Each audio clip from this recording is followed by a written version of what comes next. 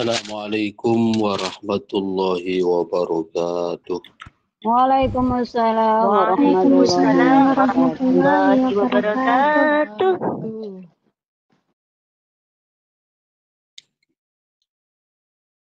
Alhamdulillah, assalatu wassalamu ala sayyidina wa maulana rasulillah wa ala alihi wa sahbihi wa mawala.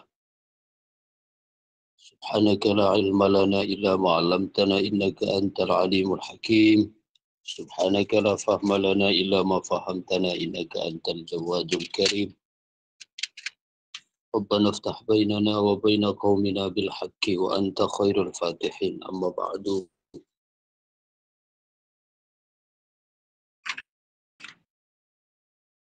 Bismillahirrahmanirrahim.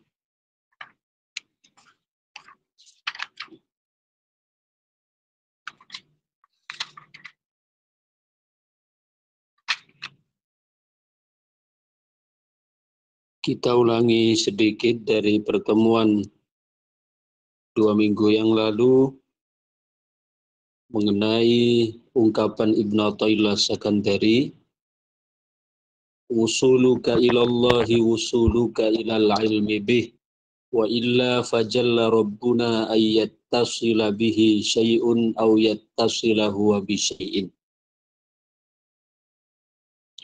Usulmu kepada Allah, sampaimu kepada Allah adalah sampai kepada pengetahuan, ma'rifat, mengenal terhadapnya. Karena jika tidak, maka Allah Subhanahu wa ta'ala maha suci dari bersambung atau nempel dengan sesuatu atau sesuatu itu nempel dengan Allah Subhanahu wa ta'ala.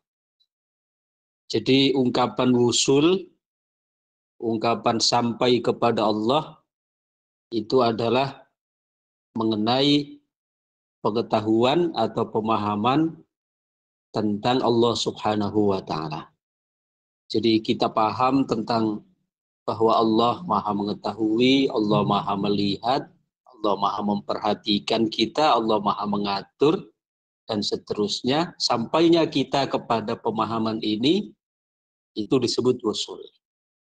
Ya, sehingga menumbuhkan dari pengetahuan kita bahwa Allah mengetahui, bahwa Allah mendengar, bahwa Allah melihat, bahwa Allah memperhatikan, itu akan memunculkan sifat takut untuk bermaksiat kepadanya, malu untuk menerjang larangan-larangannya. Itu namanya wusul. Jadi pengertian wusul itu bukan wusul berarti sampai dari tempat ke tempat yang lain, bukan. Tapi sampainya pengetahuan kita, pemahaman kita tentang Allah Subhanahu wa ta'ala. Oke, karena tidak mungkin Allah Subhanahu wa ta'ala nyambung dengan sesuatu. Dalam arti, kalau kita pahami wusul sampai itu sampai fisik, itu adalah hal yang mustahil. Seperti contoh, saya sampai Taiwan misalnya. Saya dikatakan sampai ke Taiwan, maka sampainya di Taiwan, fisik saya yang semula ada di Indonesia sampai Taiwan, itu artinya fisik yang terikat oleh jarak, ya, yang terpaut berapa ratus kilometer, kemudian saya mendekat dan sampai menempel di kota Taiwan, menginjakkan kaki di kota Taiwan. Itu adalah hal yang mustahil bagi Allah Subhanahu wa ta'ala. Jadi sampainya hamba pada Allah bukan sampai seperti itu, ya. Bukan sampainya fisik, kita sampai kepada menginjakkan di wilayah Allah dalam arti di kawasan Allah, bukan. Tapi kita sampai kepada Allah adalah sampainya pemahaman kita tentang Allah, kesadaran kita tentang kebersamaan Allah, maha melihatnya Allah, maha memperhatikannya Allah, ya, maha mengaturnya Allah, sehingga kita bisa untuk menerjemahkan sifat-sifat Allah itu menjadi sebuah kesadaran dalam kehidupan sehari-hari. Kita lanjutkan pada hikam berikutnya. Qala radhiyallahu anhu. Masih tentang dekat dengan Allah. Kalau tadi usul sampai sekarang dekat. Apa pemahaman dekat dengan Allah? Qurbuka minhu antakuna musyahidan li qurbih wa illa famin aina anta wa wujudu qurbih. Qurbuka minhu, kedekatanmu dengan Allah.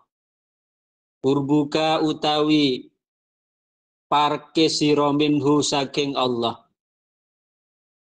Kedekatanmu dengan Allah antakuna yen to ono sapa sira iku musyahidan wong kang nyekseni li qurbihi maring parke Allah. Kedekatanmu dengan Allah adalah engkau menyaksikan tentang kedekatan Allah terhadapmu. Jadi Allah Subhanahu wa taala senantiasa dekat dengan hambanya. Dekat di sini walaisal qurbu qurbul masafah. Kedekatan yang dimaksud bukanlah kedekatan jarak, karena Allah Subhanahu wa taala tidak butuh jarak. Wa illa famin aina anta wa wujudu qurbih. Jika tidak begitu, artinya jika engkau tidak memahami bahwasanya makna dekat, engkau dekat dengan Allah sebenarnya adalah Allah yang dekat denganmu. Kalau tidak memahami begitu, maka dari mana engkau? Ya, di manakah engkau berada sedangkan Allah Subhanahu wa taala sangat dekat dengan. Ya, di antaranya untuk merasakan kedekatan Allah Subhanahu wa taala dengan kita yang sama sekali bukan bermakna kedekatan tempat, karena Allah tidak butuh tempat. Tapi kedekatan Allah kepada kita adalah kedekatan yang bersifat maknawi, yang bermakna kebersamaan, yang bermakna senantiasa memberikan pengawasan, pertolongan. Bukankah yang memberikan pertolongan kepada kita, yang memberikan pengawasan kepada kita itu adalah menunjukkan bahwa dia sangat dekat dengan kita.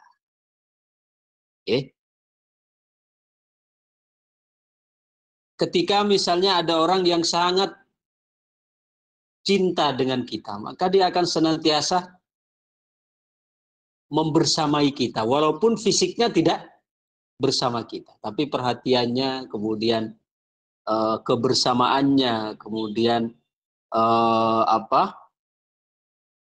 tingkat perhatiannya yang senantiasa membersamai, pertolongannya, ya. Allah Subhanahu wa taala itu juga begitu. Allah dekat dengan kita. Bukankah wa idza sa'alaka ibadi anni fa inni qarib. Wa idza sa'alaka, dan jika mereka bertanya kepadamu anni tentang aku wahai Muhammad, fa inni, maka katakan bahwasanya aku qaribun, dekat. Ya. Apa di antara bukti kedekatan Allah? Ujibu da'watad da'i idza da'ani. Aku menerima doa-doa mereka, ya, ketika mereka berdoa kepadaku. Falyastajibu li, maka berdoalah kalian semua kepadaku. Wal yu'minu bi, dan berimanlah kalian kepadaku. Bisa kita lihat bagaimana Allah Subhanahu wa taala senantiasa ada untuk hambanya, yang menunjukkan bahwa dia dekat dengan kita. Kan kita misalnya ada keraguan-raguan dalam memutuskan sebuah permasalahan, maka Allah ada untuk kita dengan sholat istikharah. Sholat istikharah itu adalah untuk menunjukkan bahwa Allah ada, hadir bersama kita dalam setiap kita dalam keadaan bingung. Kemudian kita ada hajat, ada perlu kepada Allah Subhanahu wa taala, maka Allah perintahkan kita, ada namanya sholat hajat. Ya, kita menyampaikan hajat-hajat kita, menyampaikan apa yang menjadi keperluan kita kepada Allah. Hadir melalui sholat hajat. Allah hadirkan sholat hajat supaya kita sadar bahwa Allah Subhanahu wa taala ada bersama hajat-hajat kita. Kemudian kita ada kesempitan rezeki, ingin dilancarkan, ingin dimudahkan urusannya, maka Allah hadirkan sholat duha sebagai media supaya kita datang kepadanya dengan sholat duha itu. Kemudian kita ingin mulia, Allah sediakan sholat tahajud. Kemudian kita berdosa, Allah sediakan kita sholat taubat. sholat awabin, dan seterusnya dan seterusnya. Itu menunjukkan bermacam-macam bentuk sholat yang ada, sholat tahajud, sholat witir, sholat hajat, sholat istikharah. Kemudian kita lama tidak turun hujan, maka Allah sediakan sholat istisqa. Bermacam-macam varian dari sholat yang Allah perintahkan kepada kita, itu menunjukkan bahwasanya Allah Subhanahu wa ta'ala selalu ada bersama hambanya dalam setiap waktu dan keadaan. Allah senantiasa ada untuk menolong hambanya. Qurbuka minhu, kedekatanmu dengan Allah, alladzi yushiru ilaihi, yang disebutkan atau yang diisyaratkan ahlu hadhihi thariqah, yang disebutkan oleh para ahli thariqah. Apa kedekatan dengan Allah yang sering disebut oleh para ahli thariqah? Huwa antakuna musyahidan liqurbih, yaitu engkau senantiasa menyaksikan kedekatan dengan Allah. Kita yang menyaksikan Allah dekat dengan kita. Okay. Minka kurban maknawiyan. Tapi kedekatan yang dimaksud adalah kedekatan maknawi, bukan kedekatan hissi, bukan kedekatan panca indera. Ya. Fatastafida bihadhil musyahadati, sehingga dengan bentuk penyaksian ini maka akan melahirkan syiddatal muraqabati, akan melahirkan perasaan sangat merasa diperhatikan oleh Allah Subhanahu wa ta'ala, fit ta'addubi bi adabil hadrah, dengan beradab menggunakan adab-adab hadrah. Apa adab-adab hadrah?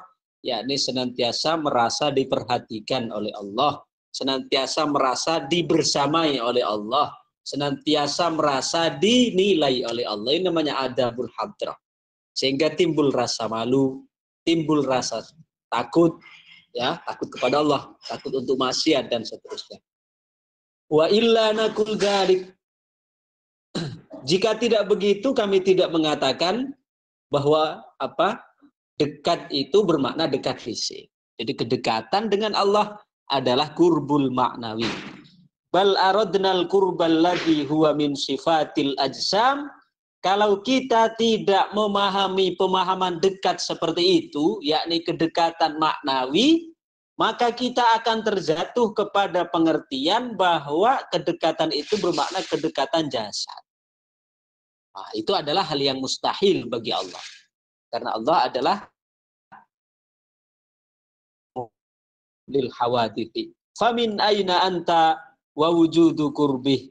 Maka di mana engkau ketika engkau katakan itu adalah kedekatan sebagai kedekatan fisik? Itu adalah pemahaman yang tidak benar.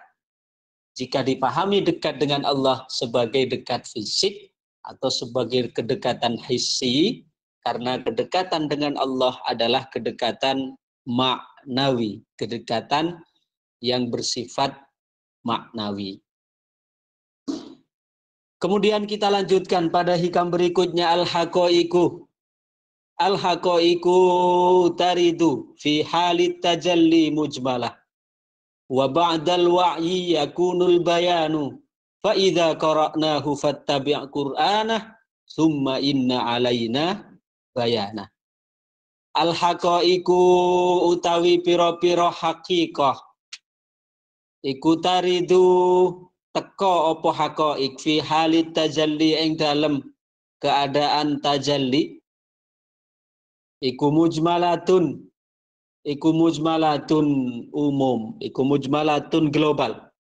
Wa ba'dal wa'yi lan sause memperhatikan yakunu ono apa haqaiq. Ulangi, wa ba'dal wa'yi lan sause jelas yakunu ono apa al bayanu, terang. Fa idza qara'nahu fattabi' qur'anah, jika engkau membacanya, beliau ini menukil ayat, salah satu ayat Al-Qur'an. Fa idza qara'nahu, jika engkau membaca Al-Qur'an, fattabi' qur'anah, maka ikutilah Qur'an itu, artinya perhatikan dengan teliti. Summa inna alaina bayanah, kemudian kamilah yang akan memberikan penjelasan. Haqiqah, al-haqaiq, yakni ayil ulumul ladunniyah, yaitu ilmu-ilmu ladunni. allati yakdhifuha Allah, yang dihujamkan oleh Allah Subhanahu wa taala, fi asraril arifina, di dalam asrarnya, di dalam sirnya orang-orang arif, orang-orang yang kenal dengan Allah Subhanahu wa taala. Inda bara'atihim, dalam keadaan atau ketika mereka sudah terbebas minad da'wah, dari pengakuan-pengakuan. Jadi ilmu-ilmu hakikat atau ilmu-ilmu laduni itu oleh Allah Subhanahu wa taala dihujamkan ke dalam hatinya orang-orang yang arif ketika mereka sudah terbebas dari kelaiman-kelaiman. Kelaiman apa? Kelaiman apapun. Baik kelaiman ibadah. Bagaimana kelaiman ibadah? Merasa bahwa itu adalah hasil dari prestasi saya dalam ibadah itu. Itu namanya dakwah juga. Ya, pengakuan kelaiman. Kemudian mengaku kelaiman, merasa ya di aktor dari semua perbuatan baik yang dilakukan, jasanya. Jadi merasa ya ta'alla 'ala Allah, merasa bahwa ini adalah saya, Allah punya hutang budi kepada saya karena saya sudah sholat, sudah puasa, sudah sedekah, sudah ini, sudah itu, namanya ya ta'alla. Itu juga namanya dakwah, ya, bukan dakwah. Kalau dakwah yang berarti berdakwah itu dakwatun, pakai tak. Kalau dakwah pakai ya alif apa? Pakai alif layinah di belakang, itu artinya kelaiman, ya, kelaiman, klaim, pengaku-ngakuan. Jadi ilmu laduni, kata Ibnu Athaillah di sini, yang dihujamkan oleh Allah ke dalam hatinya orang-orang arifina billah, itu diberikan inda bara'atihim minad da'wah, ketika mereka sudah terbebas dari kelaiman-kelaiman seperti itu. Wa tahririhim min rikil aghyari, dan merdekanya mereka dari belenggu-belenggu selain Allah. Apa belenggu selain Allah? Bisa nafsu, bisa hawa, bisa makhluk. Itu namanya aghyar. Aghyar dari kata ghair. Ghair itu secara bahasa kan bermakna lain. Selain. Ma fi qalbi ghairullah. Ghair itu selain. Nah, dalam bahasa tasawuf, ghair itu jamaknya aghyar, yang berarti segala sesuatu selain Allah itu disebut aghyar. Jadi ilmu laduni itu diberikan oleh Allah Subhanahu wa taala ke dalam dada para orang-orang yang sudah kenal dengan Allah ketika mereka sudah terbebas hatinya dari kelaiman-kelaiman dan terbebas jiwanya dari belenggu-belenggu selain Allah Subhanahu wa taala. Wa ta'arrudihim bisirrihim ila nafahatil haqqi, dan mereka memang betul-betul telah mempersiapkan, ibarat karpet sudah digelar, ibarat wadah sudah dibuka. Dibuka untuk apa? Ila nafahatil haqqi, untuk mendapatkan limpahan-limpahan kebenaran. Ya, karena setiap waktu, setiap saat, setiap kesempatan Allah Subhanahu wa taala memiliki nafahat seperti yang disampaikan oleh Nabi, inna li rabbikum fi kulli ayyami dahrikum la nafahat ala fata'arradu laha. Bahwasanya Tuhanmu di setiap waktu memiliki hadiah, memiliki nafahat. Fata'arradu laha, maka persiapkan. Ibarat wadah, buka tutupnya untuk mendapatkan anugerah-anugerah itu. Taridu fi halit tajallina, ilmu-ilmu laduni itu oleh Allah berikan, taridu.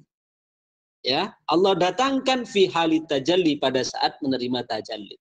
Sering saya sampaikan, untuk pada dasarnya penggunaan kalimat ya taridu, ya waroda yaridu, itu sebenarnya pada akar mula penggunaannya itu digunakan untuk air. Ya, sering saya sampaikan.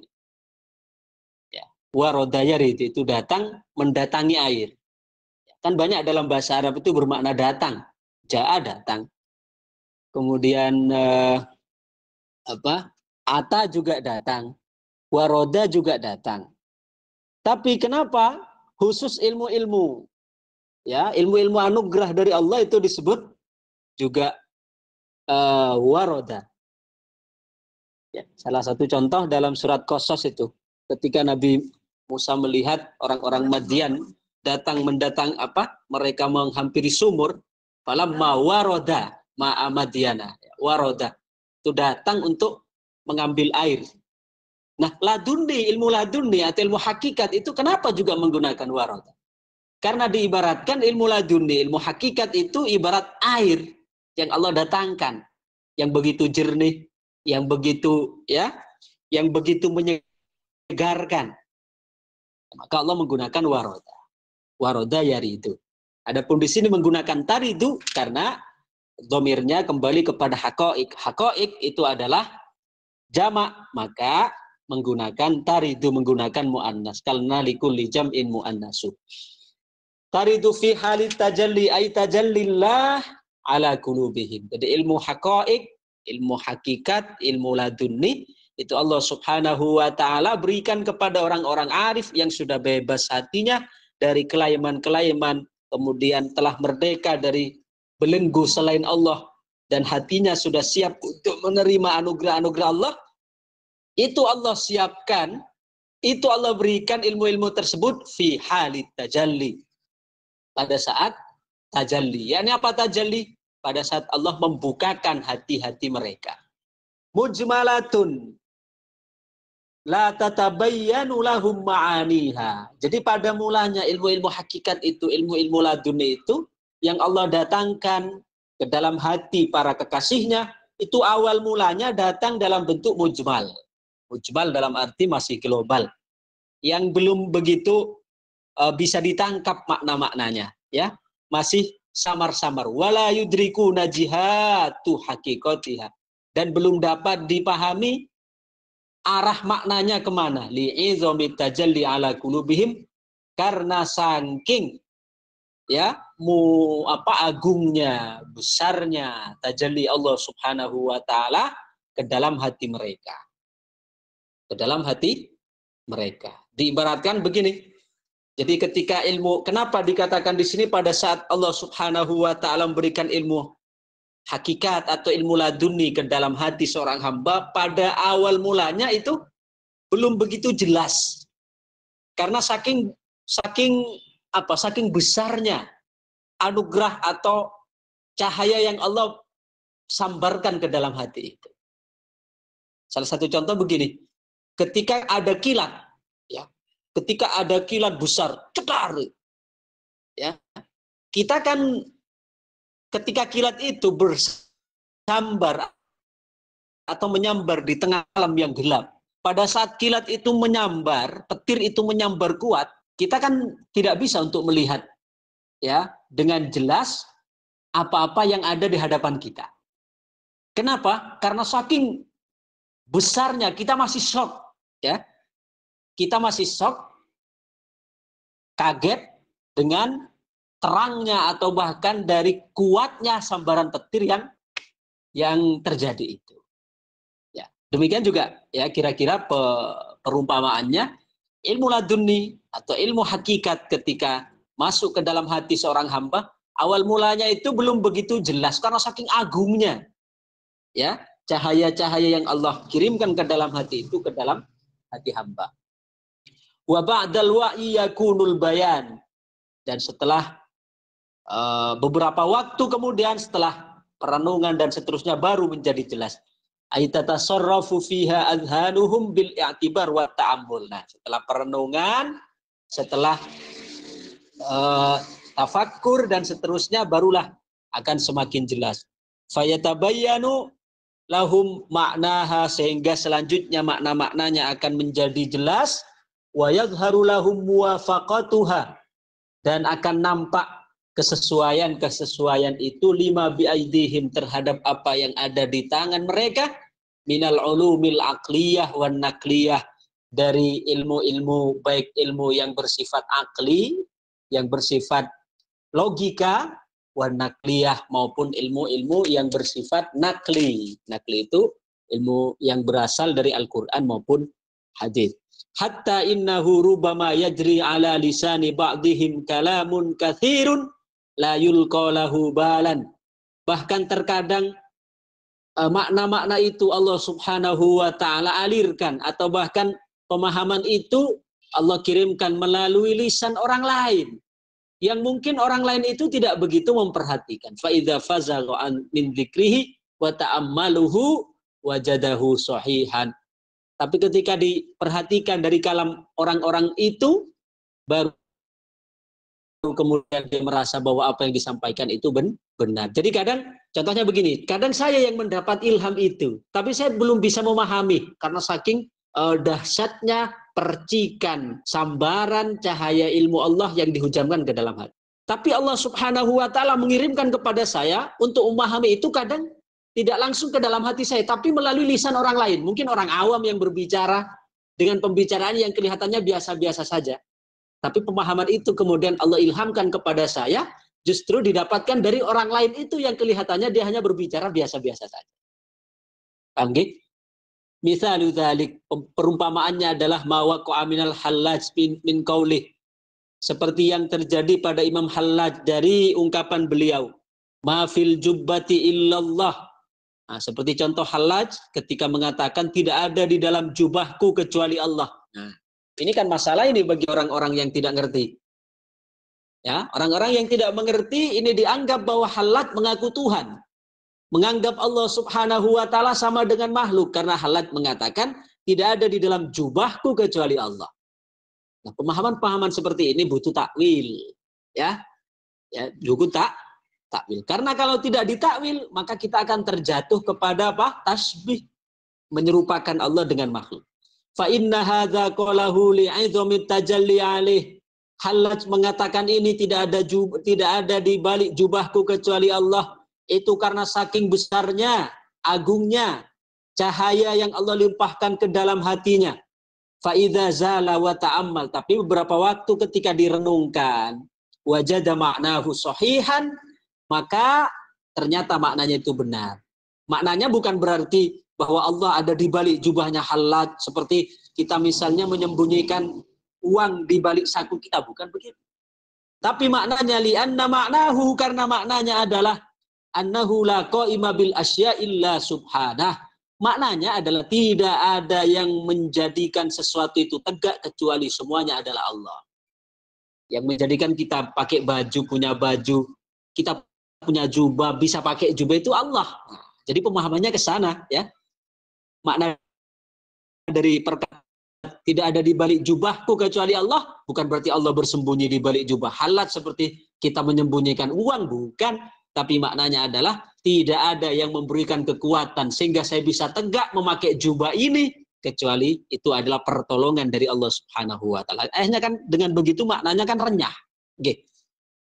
Wa hadza ma'nan sahihun yuwafiqus syariah, dan makna ini adalah makna yang benar yang sesuai dengan syariah. Wa kadza qaulu ba'dihim, demikian juga perumpamaan atau ungkapan mereka, anal lauhu anal qalam, aku adalah lauh, aku adalah qalam. Fa inna dzalika li'izami tajalli, itu adalah karena saking besarnya tajalli Allah kepada mereka, wa ghaibatihi an hissihi, dan mereka tidak merasakan itu, ya ro'anna nafsahu, sehingga mereka melihat, menyaksikan bahwa diri mereka ainu tilkal asya, mereka itu adalah seolah-olah benda yang disebutkan. Jadi tidak menyaksikan bahwa dirinya itu yang bersifat ana-ana, yang dimaksud itu bukan ana apa? Bukan ana subjektif, ya. Fa idza zala wa ta'ammala, dan ketika hilang, ulangi, wa idza zala wa ta'ammal, ketika hilang dan terus direnungkan, wajada maknahu sahihan, maka kita akan menjumpai bahwa maknanya itu ternyata benar, yakni ayyannal mutajalli, bahwa Allah Subhanahu wa Ta'ala yang menampakkan itu, sarin sirruhu fil lauhi wal qalam, bahwa Allah yang memberikan rahasia-rahasia itu pada lauhil mahfud dan pada al-qalam. Jadi bukan dia mengaku bahwa saya adalah al-qalam, saya adalah, bukan begitu. Wa asyara bidzalika ilal mas'alatil muta'arafah bainahum. Kemudian Ibnu Athaillah selanjutnya beliau memberikan isyarat kepada, ya, satu yang menjadi ungkapan di dalam syariat tasawuf, haitsu qalu haqiqatun bila syariah batilah wa syariah bila haqiqah atilah. Jadi hakikat tanpa syariat itu batil, begitu juga syariat tanpa hakikat itu nihil. Jadi antara syariat dan hakikat itu adalah satu kesatuan yang tidak dapat dipisahkan. Tsumma istadalla ala dzalika biqaulihi ta'ala. Selanjutnya Ibnu Athaillah mengambil dalil dari firman Allah, fa idza qara'nahu fattabi qur'anah tsumma inna alaina bayanah. Fa idza qara'nahu ay aqra'nahu, ketika kami bacakan, laka kepadamu ala lisani Jibril, melalui lisan Jibril, yakni Al-Qur'an. Fattabi qur'anah, maka ikutilah apa yang telah kami berikan kepada Jibril. Ai fastami' li qiraatihi, yakni dengarkan terhadap bacaan Jibril. Tsumma qra' ba'da dzalika, kemudian baca juga olehmu seperti bacaan Jibril. Summa inna alaina bayanah, kemudian pada kami penjelasannya. Ai bayani ma'ani hilaka, yakni penjelasan tentang makna-maknanya kepadamu. Faqad ja'ala bayanal makna ba'da qiraatihil muqaranah litajallil ilahi.